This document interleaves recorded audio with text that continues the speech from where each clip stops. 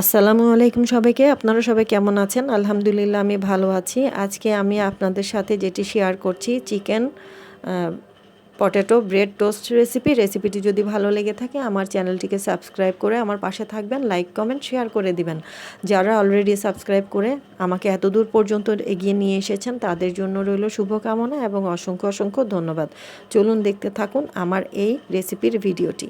এখানে আমি কয়েক পিস পাউরুটি নিয়ে নিয়েছি, ফ্রেশ পাউরুটি। এগুলোকে আমি ধারালো ছুরির সাহায্যে স্লাইস করে কেটে নিয়েছি, দেখতে পাচ্ছেন। এখন আমি দুই পিস হাতে নিয়ে দেখিয়ে দিচ্ছি। ঠিক এভাবে করে কেটে নিয়েছি আমি। আপনারা চাইলে 3 কোনা করেও কেটে নিয়ে করতে পারবেন এই রেসিপিটি, যার যেমন ইচ্ছা। আমার এভাবে ভালো লেগেছে তাই আমি এভাবে করেছি। এখানে আমি সেদ্ধ আলুকে ম্যাশ করে নিয়েছি।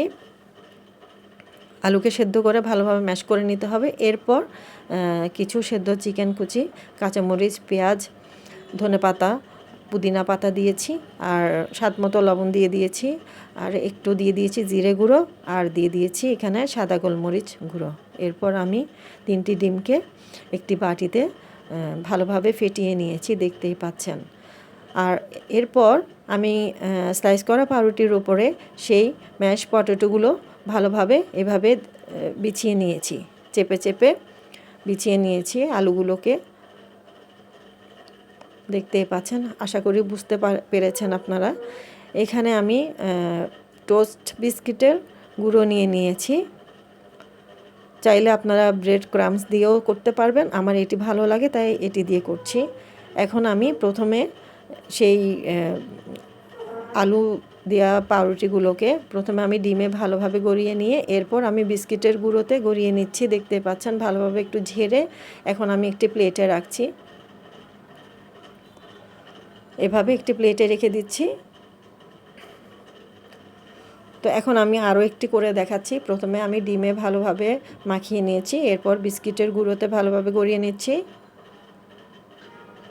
একটু ঝেড়ে নিতে হবে। ঠিক এভাবে নিয়ে আমি 5 মিনিটের মতো এগুলোকে সবগুলো করা হয়ে গেছে। 5 মিনিটের মতো এখন আমি নর্মাল ফ্রিজে রেখে দিচ্ছি। 5 থেকে 10 মিনিট রাখা যায়, কিন্তু আমি 5 মিনিটই রেখেছি। এখন আমি চুলাতে তেল দিয়ে হাই হিট করে নিয়েছি তেলগুলোকে। করার পরে এখন আমি একটি একটি করে সেই স্লাইস করা পাউরুটিগুলো দিয়ে দিচ্ছি। ফ্রিজ থেকে বের করে নিয়ে আমি আস্তে আস্তে করে ভেজে নিচ্ছি, দেখতেই পাচ্ছেন। এই যে আমার ভাজা হয়ে গেছে দুটো অলরেডি। আমি তেল ভালোভাবে ঝরিয়ে নিয়েছিলাম, নিয়ে একটি প্লেটে রেখেছি। এখন আমি আবার দিয়েছি তেলে, দেওয়ার পরে এভাবে সবগুলো হয়ে গেছে।